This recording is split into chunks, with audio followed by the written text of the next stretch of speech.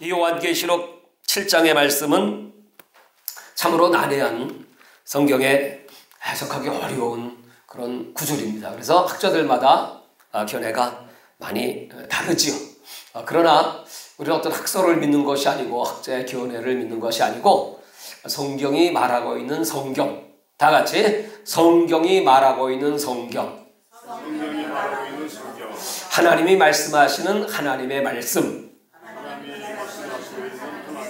이 해석이 가장 확실한 방법이고, 또 이 해석을 통해서 하나님이 요한계시록을 통하여, 특별히 오늘 7장을 통하여 우리에게 무슨 말씀을 하시고 싶으실까 하는 것을 함께 나눠보고자 합니다. 우리가 요한계시록을 공부할 때 원칙을 몇 가지 말씀했는데, 그것은 요한계시록의 모든 사건은 뒤죽박죽 섞여 있는 사건이 아니고 순서적으로 하나님께서 이 역사 속에 펼치셨다. 그래서 일곱 인, 나팔 대접할 때 일곱 인의 사건이 있고 일곱 나팔의 사건이 있고 일곱 대접의 사건이 있다. 그럼 토탈 몇 개의 사건이 요한계시록에 펼쳐질까요? 3, 7은 21. 그건 뭐 너무 쉽죠? 21개 사건이 기록되어 있다고 합니다. 그리고 또 해석하는 방법에 있어서 상징은 상징으로 해석해야 되고 또는 문자는 문자로 해석해야 한다는 원칙이 있습니다. 그래서 요한계시록은 이 상징과 문자가 같이 섞여 있습니다. 그래서 이런 원칙을 가지고 잘 해석을 하면 의외로 이 계시록이라고 하는 책은 쉽고 또 우리 성도들이 이해할 수 있는 책, 하나님이 아주 난해하게 머리 좋은 사람 IQ 한 150 돼야만 이 해석을 할 수 있고 또 이 해석을 깨달을 수 있다면 여러분 하나님은 공평하시지 않겠죠? 그러니까 저와 여러분처럼 머리가 좀 덜 좋으신 분이라고 할지라도 다 이해할 수 있도록 이런 원칙을 가지고 성경을 해석하면 아주 쉽게 깨달아질 수 있고 또 하나님이 우리에게 주시고자 하는 메시지가 무엇인지를 확실히 알 수 있습니다. 그럼 이제 오늘 이 첫 번째로 여기 보면 네 천사가 땅 네 모퉁이에 선 것을 보니 네 천사가 등장합니다.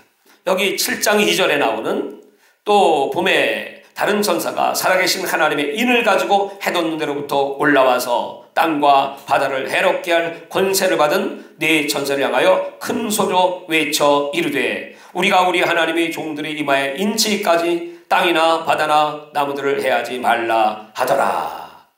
여기서 말하는 그 하나님의 인, 천사가 가지고 온 하나님의 인, 이 인을 스프라기스라고 헬라어는 기록하고 있는데 이것은 진위, 진짜냐 가짜냐 그런 뜻을 말할 때 쓰는다고 합니다. 그러니까 오늘 이 천사가 가지고 온 인은 진짜인이다 이 말이죠. 이 진짜인을 받아야 우리가 그 다음에 나오는 여기 9장 4절에 나왔던 무저갱이 열리고 거기서 이 황충이 같은 것들이 막 올라와서 사람들을 해하는데 이 인을 받지 못한 자들은 다 해하는데 그 황충에 물리면 5달 동안 고통받아요. 죽고 싶어도 죽지도 못하고 하는 좀 무서운 환란의 때가 도래하고 있다. 그래서 오늘 여기 우리가 먼저 천사가 갖고 온 인은 하나님의 인, 진짜인이죠. 그 말은 또 가짜인도 있다 그 뜻입니다. 가짜인은 사탄의 인이겠죠. 지금은 인침의 전쟁 시대다 그래요. 마귀는 꼭 하나님이 하시는 일을 흉내내고 싶어 하죠. 그래서 성령께서 지금 우리들에게 인을 치었어요. 이마에 인쳤다고 하는 것은 이마는 항상 인격을 상징하기도 합니다. 그래서 하나님 우리 인격에 우리 지정의에 성령의 인을 치어서 그 인이 요한복음 6장 27절에 보면 썩을 양식을 위하여 일하지 말고 영생하도록 있는 양식을 위하여 하라. 이 양식은 인자가 너에게 주리니 인자는 아버지 하나님께서 인치신 자다.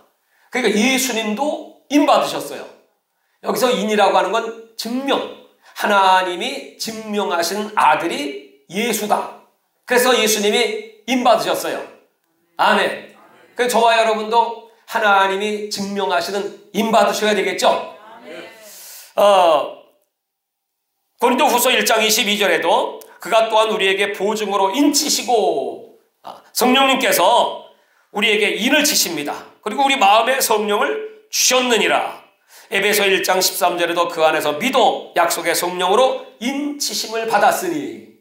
지금은 성령의 인치시는 시대입니다.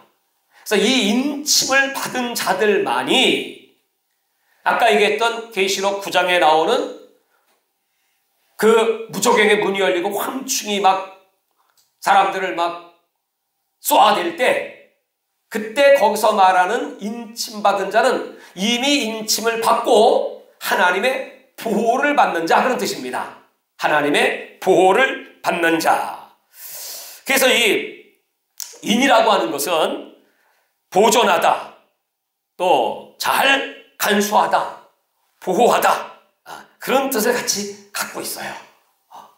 그래서 하나님은 오늘 이스라엘의 12지파에 인을 치시겠다는 거죠. 자, 그럼 과연 여기 이제 5절부터 등장하는 이 이스라엘 12지파는 어떤 사람들일까? 12지파 하면 야곱의 아들 12아들이 있죠. 근데 여기 등장하는 12지파는 그 야곱의 12아들의 이름이 아닙니다. 같은 이름도 있고 다른 이름도 있어요. 그래서 이게 이제 성경의 난제예요. 아니, 12를 선택하였으면 그냥 12이지. 그게 이제 뭐냐 하면, 성경에 보면 요셉이 두 아들을 낳죠. 므낫세와 에브라임이죠. 이 두 아들을 낳을 때 그 아버지 야곱이 말합니다. 야, 그 두 아들은 네 아들 아니야. 나 주어. 그래갖고 뺏어가요. 그리고 이 두 아들을 12지파에다가 집어넣어 버렸어. 그럼 14이 됐잖아. 그럼 왜 또 12입니까? 그러니까 둘은 또 빠졌어. 거기서 누가 빠졌냐 했더니 요셉에게는, 야, 너 두 아들을 다 내가 받은 건 네가 받은 기업과 같아. 특별히 요셉은 12지파 이스라엘에게 있어서는 가장 존귀한 아들이잖아요. 그 아들 덕분에 살았죠. 그 아들 덕분에 애굽으로 피신 가서 정말 430년 종로로 살 때 여러분, 그 환란 속에서, 기근 속에서 살아갈 수 있도록 그 인큐베이터와 같은 곳에 들어갈 수가 있었잖아요. 그러니까 이제 너는 네 아들 둘을 내가 달라고 한 건 바로 너에게는 두 몫을 주기 위함이야. 그러니까 뭐 요셉은 억울한 거 있어요, 없어요? 없지. 갑절로 받았으니까. 근데 이 단지파가 빠지고 거기에 므낫세가 들어갔어요. 근데 둘이 들어갔다가 누가 빠졌어요? 단이 왜 빠져? 원래 단이 당당한 12아들 중에 하나인데 왜 빠졌을까? 그 이유를 성경은 이렇게 말해주고 있습니다. 이 단지파는 사사기 17장과 18장에 보면 우상 숭배를 무지하게 한 지파예요. 미가가 나오는데 그 미가가 아주 우상 숭배를 한 사람입니다. 그래서 하나님은 우상 숭배한 자는 여기 12지파에 임받고 이 사람들이 앞으로 이제 무슨 일을 할 사람들, 이게 지금 키입니다. 이 계시록 7장의 키는 이 사람들이 앞으로 무슨 일을 할 사람들이고 왜 하나님이 인을 치셨을까 하는 거예요. 그 일을 좀 이따 얘기하고. 그래서 이게 이 단지파는 뭐 때문에 빠졌다고요? 우상숭배. 두 번째, 에브라임 지파도 빠졌어요. 에브라임 지파는 또 왜 빠졌냐 했더니 바로 단지파가 우상을 섬겼다면 이 에브라임 지파는 우상을 만든 지파입니다. 만들었어요. 그 하나님은 우상을 섬기던 우상을 만들던 그거 제일 싫어하시거든. 구약 성경에 보면 이 솔로몬 시대에 우상을 만들었던 사람이, 가장 유명한 사람은 두로 사람 후람이라는 사람이 있어요. 근데 솔로몬이 이 사람을 데려다가, 이 사람이 이방 신전을 많이 만들었거든. 그 사람을 데려다가 솔로몬의 성전을 지을 때 이 사람을 쓴 거예요. 그래서 하나님이 별로 안 좋아하셨어요. 결국 여러분, 솔로몬의 성전이 그렇게 아름다웠지만 결국 다 무너지고 말았잖아요. 하나님의 성전이 거룩하고 중요할수록 그 성전을 만드는 사람도 중요하거든요. 이 교회가 거룩한 성전이므로 이 교회 멤버이신 여러분 한 분 한 분이 거룩한 작은 성전이거든요. 그래서 거룩하지 못한 상태의 예배를 하나님은 받으실 수가 없잖아요. 그 후람이 누구냐면 나중에 프리메이슨이라고 하는, 일루미나티라고 하는 이 적그리스도 조직을 만드는 제일 선조 중에 선조야. 그들이 이방 성전을 다 계속해서 이제 만들어내거든요. 그래서 오늘 하나님께서 이 두 지파를 빼버리셨어요. 특별히 이 우상을 만든 미가도 역시 에브라임 지파입니다. 근데 그 에브라임 지파가 누구냐면 또 북왕국을 처음 세울 때 왕으로 등극한 여로보암입니다. 오늘도 우리가 새벽에 그 열왕기서를 읽으면서 여로보암이 계속 나오죠. 여로보암 뭐죠? 그 특징이 뭡니까? 네, 우상숭배. 하나님을 떠나 악한 길로 행했던 그런 여로보암입니다. 그래서 이스라엘 전체를 우상에 빠뜨린 왕. 그러니까 왜 이렇게 우상을 만들고 숭배했던 두 지파를 빼버렸냐 하면, 자, 오늘 여기 나오는 나머지 모든 지파 12지파의 곱하기 12,000은 14만 4천 명. 이 사람들이 왜 중요합니까? 여러분, 가끔 이런 얘기 듣죠? 우리가 14만 4천이다. 여기 들어와야 구원받는다. 뭐 이렇게 떠드는 사람들 있죠? 신천지. 네? 그게 웃기는 사람들이야. 근데 그거 믿고 따라가는 사람이 뭐 몇십만 명이죠? 아니, 그 사람들은 눈이요, 눈깔이요. 도대체. 아니, 여기 딱 14만 4천이 유다 지파 중에 인신받은 자 1만 2천. 루벤 지파 중에 1만 2천. 갓 지파 중에 1만 2천. 아니, 지그들이 무슨 루벤이고 갓이고 유다고 아셀이고 납달리고 시므온이고 레위냐고. 그건 이스라엘, 하나님의 선민은 이스라엘 족속들입니다. 그 이단은 다 자기가 다 붙여서 자기 걸로 만드는 거지. 이건 여러분 상징이 아니고 실제입니다. 문자입니다. 그대로입니다. 이런 데 넘어가면 절대로 안 되는 거예요. 그럼 여기 이 12지파가 어디 등장하냐면 14장을 다 이제 한번 펼쳐보시기 바랍니다. 이 14만 4천이 어디 갔나 했더니 1절, 또 내가 보니 보라 어린 양이 시온산에 섰고 그와 함께 누가 서 있어요? 14만 4천이 서는데 그들의 이마에는 어린 양의 이름과 그 아버지의 이름을 쓴 것이 있더라. 지금 시온에 있습니다. 여기 지금 왜 이렇게 대기하고 있을까요? 이스라엘 백성들에게 있어서는 제일 중요한 것이 하나님의 언약이잖아요. 그렇죠?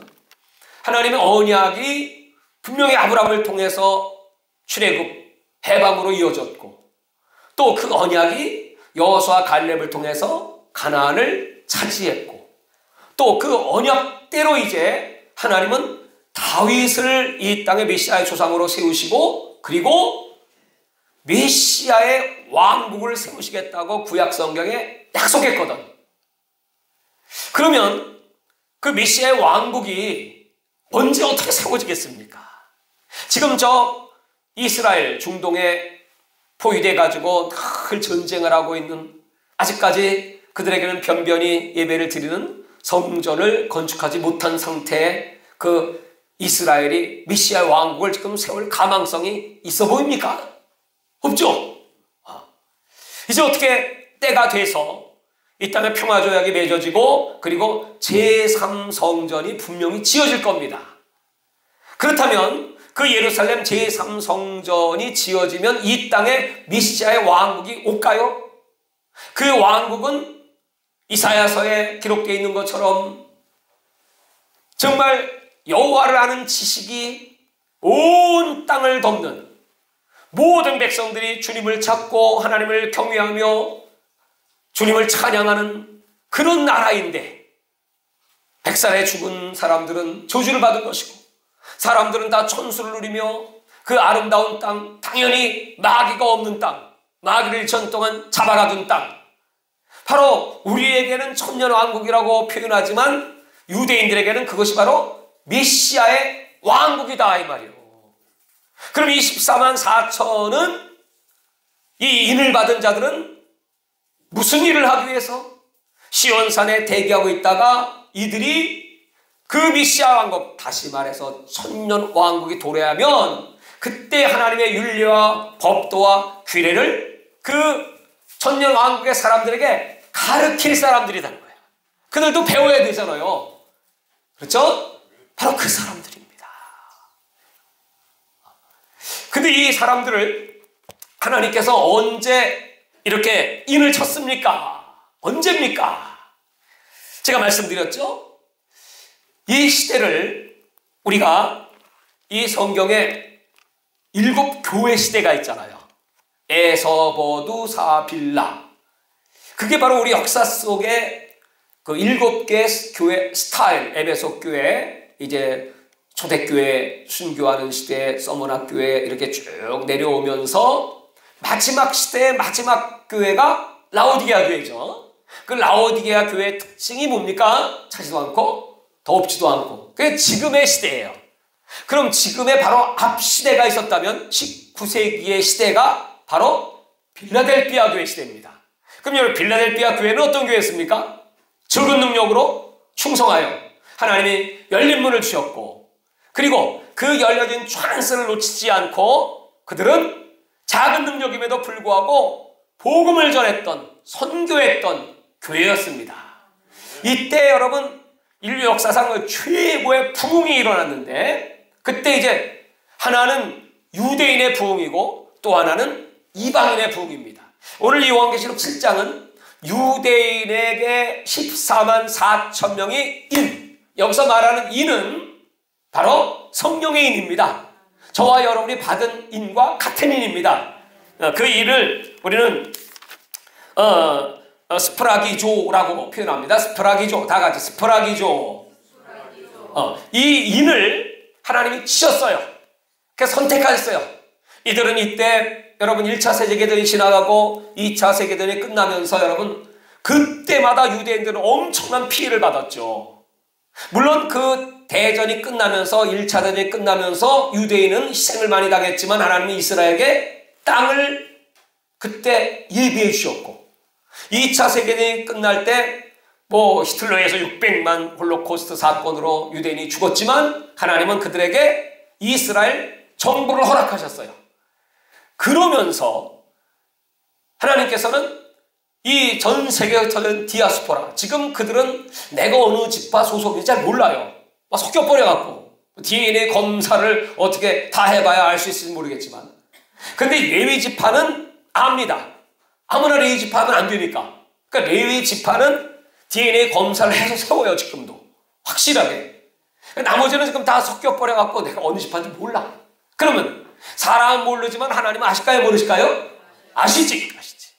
그래서 하나님이 그 정한 사람들, 그래서 전 세계 알리아들이 막 이스라엘로 본토로 막 몰려들잖아요. 그죠? 러시아에서 간 사람이 한 200만 명 되는 거예요. 에티오피아에서도 오고, 남미 쪽에서도 오고, 중국에서도 가고, 유럽에서 또 특별히 이제 많이 오고, 그런 사람들 가운데 예수를 믿고 성령을 받은 사람의 숫자가 14만 4천이라는 거예요. 이건 역사적인 사건으로 이미 하나님은 14만 4천 명의 이마에 성령의 인을 치셨습니다. 치셨어요. 그럼 이 사람들이 지금 19세기면 살아남은 사람 없겠죠.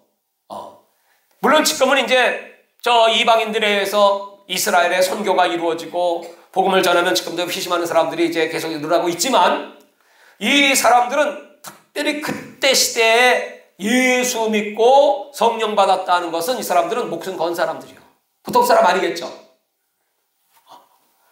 바로 이 사람들을 들어서 이들을 하나님 마지막 때 메시아 왕국인 천년 왕국에서 그들을 가르치는 자로 하나님이 예비한 사람들이에요. 그럼 여기 두 번째로 등장하는 7장 9절부터 이르에 내가 보니 각 나라와 족속과 방언과 백성과 방언에서 아무도 능히 셀 수 없는 큰 무리가 나와 흰옷을 입고 손에 종려가지를 들고 보좌 앞과 어린 양 앞에 서서 큰 소리로 외쳐 이르되. 자, 여러분, 여기 흰옷 입고 종려가지 든 이 나라 족속 백성 방언에서 나오는 이 사람들은 누구일까요? 힌트. 유대인일까요? 이방인일까요? 이방인. 그렇죠? 여기 각 나라, 백성, 방언 다 다르잖아요. 그죠? 이방인이잖아. 이방인의 구원입니다. 이들이 지금 손에 종려가지를 들고 있어요. 여러분, 이 종려가지는 무슨 의미가 있습니까? 성경에서는 이 종려가지를 승리, 영광, 생명, 부활 뭐 이런 의미를 가지고 있죠.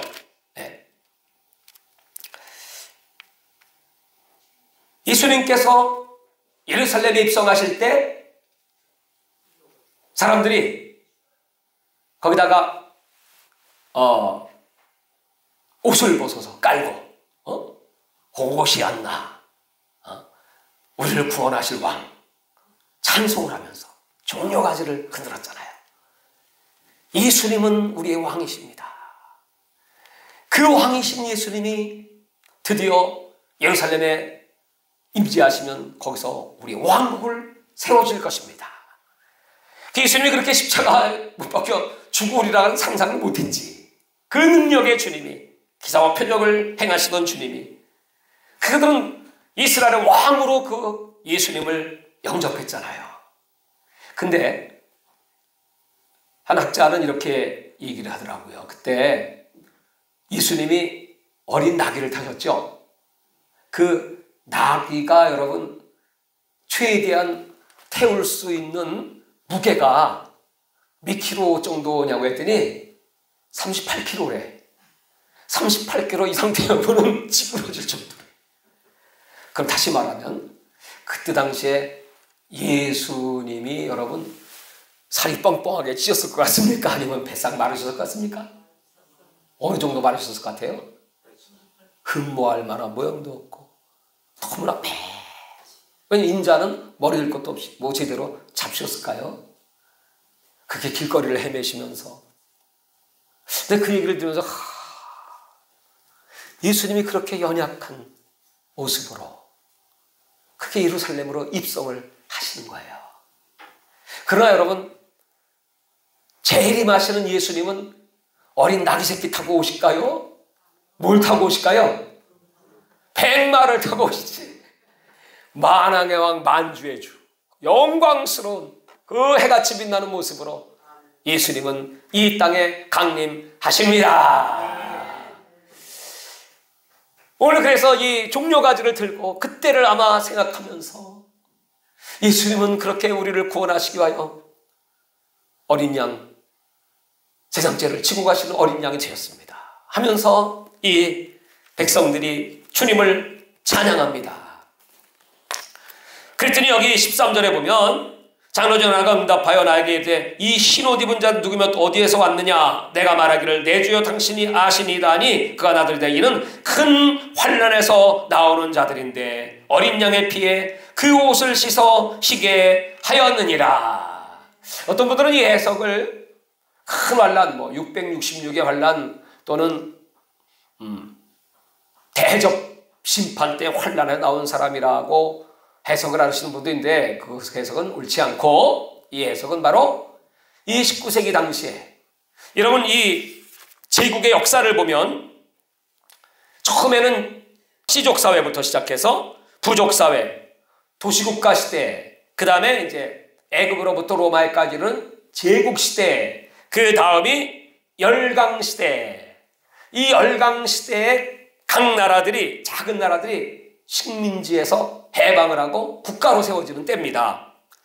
그 다음에 이제 미소 양강의 시대가 있고, 그 다음에 이제 세계가 이제 하나가 되는 이런 세계 시장화 시대. 이제 앞으로는 북방, 남방, 동방, 서방, 다니엘이 예언하고 있는 그런 시대로, 북방에는 러시아를 중심으로, 또 서방에는 유럽을 중심으로, 또 남방에는 이 미국과 이스라엘 중심으로, 그리고 동방은 중국, 일본, 한국 이런 동쪽 세력, 이렇게 이제 나누어질 것이다고 예언되어 있습니다.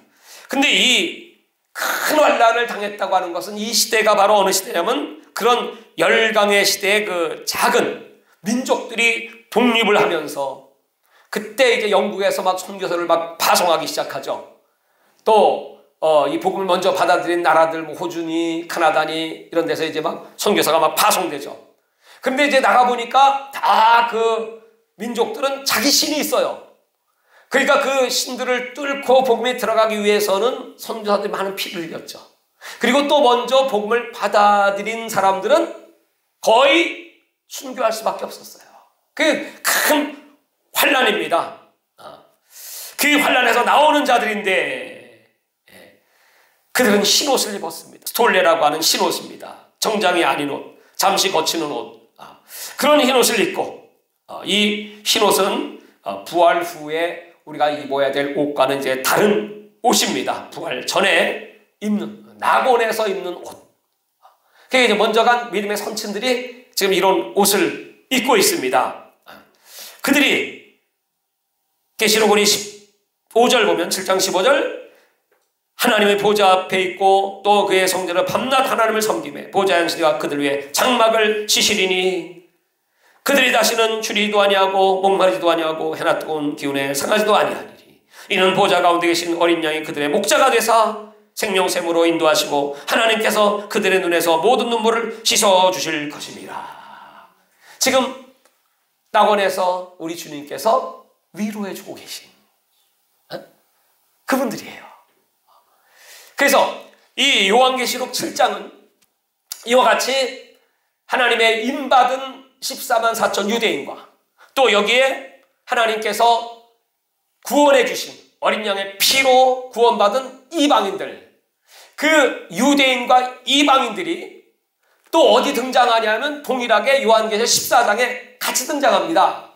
다시 한번 14장 넘어가 보면, 아까 우리가 읽었던 14장 1절은 유대인들이 그때 인받은 14만 4천이고, 여기 3절부터 보시면 그들이 보좌 앞과 네 생물과 장로 앞에서 새 노래를 부르니, 아까 읽었던 이방인들이 그 하나님 앞에 찬양하는 모습과 비슷하죠. 땅에서 홍량함을 받은 14만 4천 밖에는 능히 노래를 배울 자가 없더라. 여기서 말하는 이 14만 4천은 위에 있는 14만 4천과는 원어의 뜻이 좀 달라. 앞에는 7장에 나와 있는, 계시록 7장에 나와 있는 14만 4천의 유대 12지파, 그때 19세기 그 환란의 시대에 예수 믿고 성령을 받은, 인침받은 사람이고, 여기 3절 이하에 나오는 14만 4천은 이방인들의 허다한 무리, 그 뜻이에요. 그러니까 우리 지금 예수 믿고 죽은 우리 믿음의 선친들, 이방인들 지금 어디 있겠어요? 보니까 그 보좌 앞 네 생물과 장로 앞에서 노래를 부르며, 이들이 그 부른 노래를 배울 자가 없더라. 하늘의 노래니까요. 근데 이 사람들이 누구냐면 4절에 나와 있는데, 4절 시작. 이 사람들은 여자와 더불어 더럽히지 아니하고 순결한 자라, 어린 양이 어디로 인도하든지 따라가는 자며 사랑 가운데에서 속량함을 받아 처음 익은 열매로 하나님과 어린 양에게 속한 자들이니 그 입에 거짓말이 없고 흠이 없는 자들이더라. 아멘. 여러분, 이분들이 마지막 주님의 날에 부활하여 신령한 몸을 입고 그리고 이 땅에 내려오실 분들이야. 그리고 오늘 우리 후대 사람들에게 누가 하나님 앞에 설 것이고 또 천년왕국에 들어가서 함께 왕 노릇할 자가 누구인가, 첫째 부활에 참여할 자가 누구인가를 오늘 사도 요한은 이렇게 가르쳐주는 거예요. 이게 지금 얼마나 중요해요. 여자와 더럽지 않고 음행하지 않고, 두 번째로 순결한 자, 성결한 자, 거룩한 자, 또 세 번째로 어린 양이 어디로 인도하는지 따라가는 자며. 여러분, 우리는 예수님이 이끄시는 대로 그냥 가는 겁니다. 여시는 대로, 인도하시는 대로. 또 네 번째로 속량함을 받아 처음 익은 열매로 하나님과 어린 양에 속한 자들이니. 하나님과 어린 양에 속한 자, 우리 소속이 분명하다 이거야. 우리 주 예수님 교회와 어명세계 선교회는 어린 양 예수님께 속한 줄 믿습니다. 그런 자들은 뭐예요? 입에 거짓말이 없고 흠이 없는 자들이라. 인사합시다. 거짓말하지 말고 흠이 없어야 첫째 부활에 참여하고 천년왕국의 왕이 됩니다. 아멘. 그래서 여러분, 오늘 이 요한계시록 7장에 많은 난해한 해석들이 있지만 우리가 성경대로 순서대로 이렇게 풀어보니까 하나님께서 그 다음부터 이제 펼쳐질 일곱 나팔 그리고 대접의 심판 전에 구원받을 자가 누구냐? 또 임받는 자가 누구냐? 요새 어떤 교회인지는 하여튼 사입인지는 몰라도 자 이렇게 요한계시록 9장에 임받지 않으면 죽고 싶어도 다섯 달은 고통만 받아요. 그러니까 여기 와서 다 임받아라. 그런 데가 있대. 여러분, 그게 왜 거짓말이요? 이는 우리가 예수 그리스도를 나의 구주로 영접하고 회개하고 성령이 내 속에 임하시고 보혜사가 함께 하시면 바로 그것이 인받은 자인 걸 믿으시기 바랍니다. 그래서 속지 말라는 거예요. 내 백성이 지식이 없어 망한다고. 수십만 명이 그런 데로 몰려가고 있으니 여러분 얼마나 답답한 겁니까? 그 인받는 것이 얼마나 중요한지 에스겔서 9장 1절부터 보면 구약 성경에 벌써 그 성읍을 관할하는 자들이 죽이는 무기를 손에 들고 나와서 가는 베옷을 입고 허리에 서기관에 먹것을 찾더라. 하나님께서 예루살렘 성읍의 모든 가증한 일로 탄식하며 우는 자의 이마에 표하라 했어요. 그 예루살렘에서 그 죄로 말미암아 우상 숭배하는 것 때문에 막 탄식을 하면서 우는 자가 있어요. 그분들에게는 표를 해.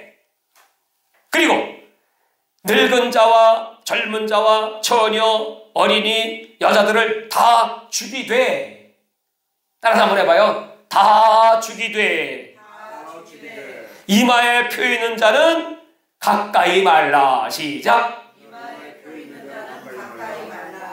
이건 구약의 예표죠. 성령의 임받은 자, 이는 보증, 약속, 하나님께서 취하시는 소유란 말이에요. 소유, 내 소유. 저와 여러분은 하나님의 소유입니다. 그런 자들은 해야지 말라. 가까이 말라. 근데 그게 없으면 지금 마지막 시대 똑같습니다. 그 표가 없는 자는 내 성소에서부터 시작할지니 어디부터 심판받아요? 교회. 교회 중에서도 성전 앞에 있는 늙은이부터 시작하더라. 누구부터 죽어요? 늙은이. 이게 어떤 늙은이요? 어떤 교회 어떤 늙은이요? 네? 육적 교회 성령 받지 못한 늙은이들. 신앙생활, 종교생활 오래 해서 폼만 잡는 늙은이부터 다 죽어. 여러분, 오늘 이 코로나 바이러스도 여러분 지금 이제 무슨 큰 교회만 사람 많이 모여서 이게 전파가 돼서 문제인가 했더니 그렇지 않고 지금은 작은 교회도 막 전파가 돼가지고 서울시장님께서는 말씀하시기를 서울시내는 414개 작은 교회들을 전수조사해서 그 교회들 다 컨트롤 해야 된다. 미리미리 막아야 된다. 이렇게 얘기해요. 근데 여러분 작은 교회의 확진자 수가 다 합치면 서울시내 약 한 900 몇십 명 정도 확진자인데 25명이야. 근데 그 25명 때문에 전 교회들을 다 관리를 하겠다는 거예요. 그럼 이상하잖아. 그래서 아니 왜 그러지? 아니 그럼 여러분 술집이란 술집은 다 그렇게 해야 되는 거 아니야. 또 무슨 물류센터 다 그렇게 해야 되잖아요. 그게 아니고 특별히 교회를 하나님 왜 그러실까요?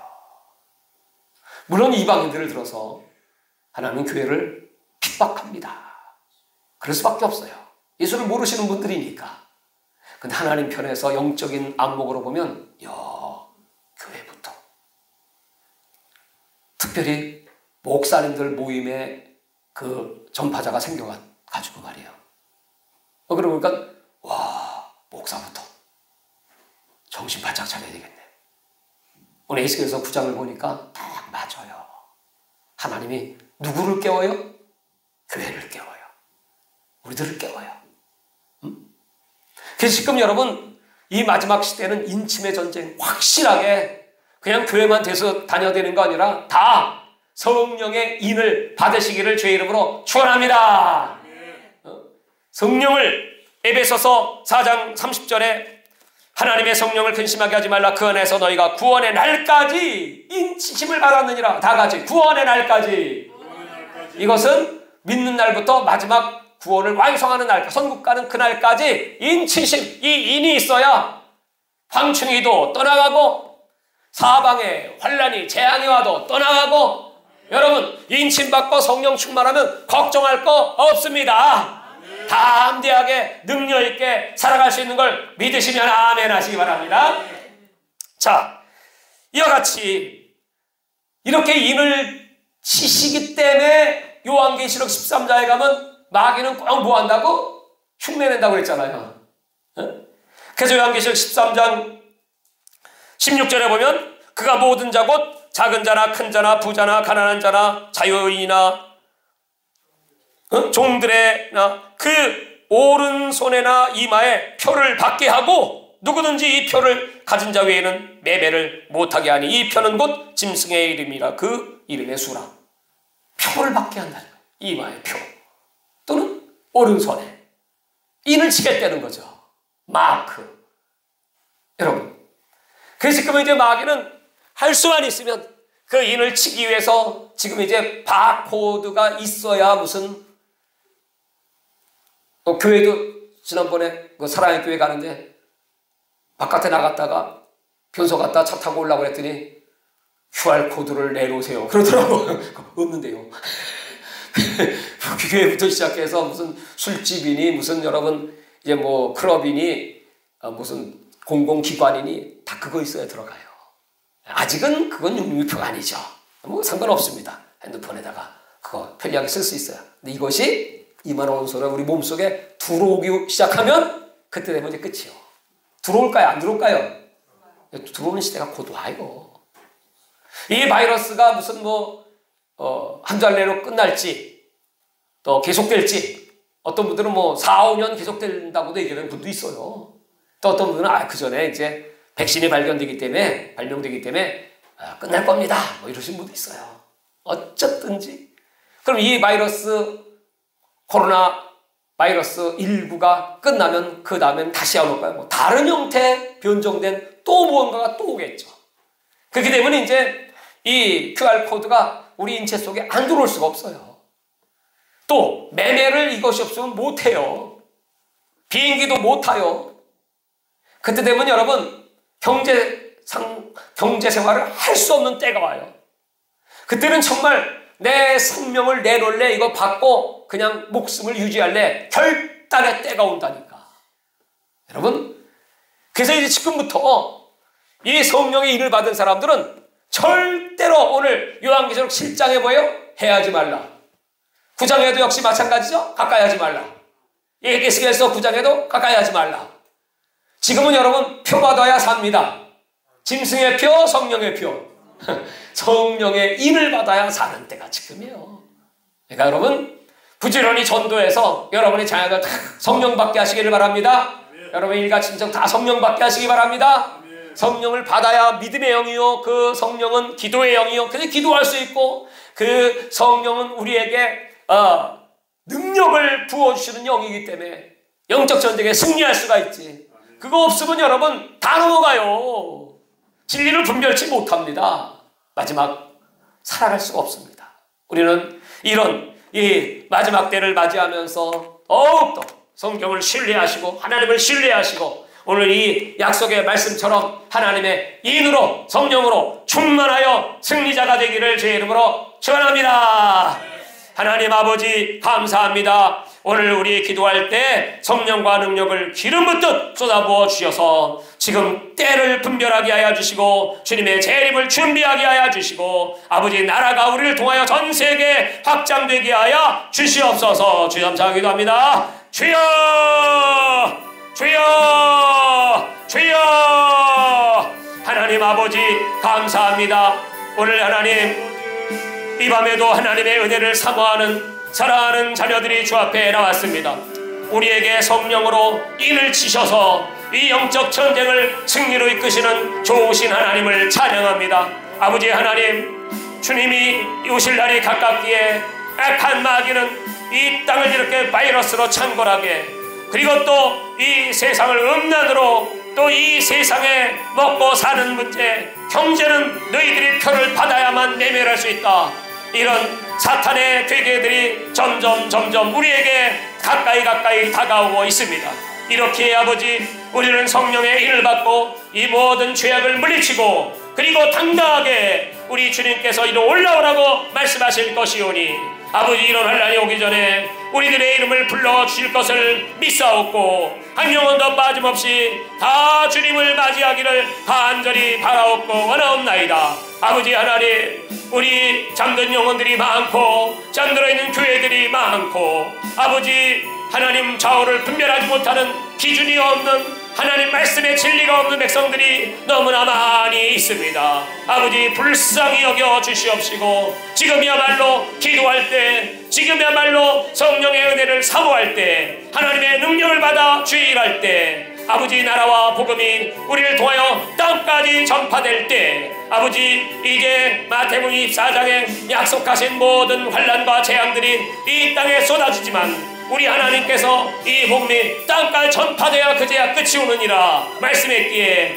이제 이 코로나 바이러스를 종식시키시고 우리에게 복음의 문을 열어주셔서 이 나라가 하나님의 나라 되고 북한이 예수님을 영접하여 구원받는 통일 대한민국 되게 하여 주시고 저 중국과 전 세계 이방 영혼들이 하나님을 찾고 주님 앞에 돌아오는 구원의 역사가 나타나게 하여 주시옵소서. 아버지 하나님 감사합니다. 우리가 진리를 분별하고 때를 분별하게 하여 주시고 주님의 재림이 얼마나 임박한지도 알게 하여 주시고 하나님 앞에 더욱 충성하고 봉사원신하고 하늘의 상급을 쌓고 금생에서는 100배요 내세에서는 영생이요 우리 하나님의 약속의 복을 받아 누리는 자가 되게 하여 주옵소서. 이 예언의 말씀을 듣는 자 읽는 자 그 가운데 기록됨을 지키는 자가 복이 있다 말씀했사오니 아버지 오직 성령으로 우리들의 일을 쳐주시고 우리들을 보호해 주시고 악한 것들을 물리쳐 주시고 승리케 하시는 놀라운 구원과 치유와 회복과 부흥이 임하게 하여 주시옵소서. 우리 아버지 은혜를 감사하고 찬송하며 영광과 존귀와 찬송을 주 앞에 올려드리고 늘 진리로 우리를 충만하게 하여 주시고 성령으로 충만하게 하사 자유가 임하게 하여 주옵소서.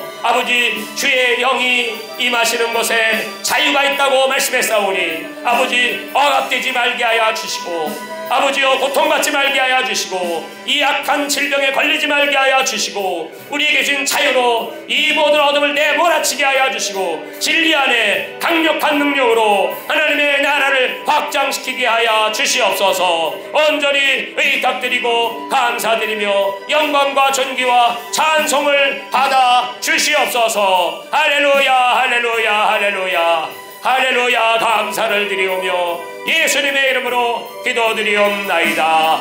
아멘. 어찌 찬양 안 할까 나 위하여 십자가에 중한 고통 받으사 대신 죽은 주 예수의 사랑하신 은혜요 보배로운 피를 흘려 영영 죽은 죄에서 구속함을 얻으리니 어찌 찬양 안 할까.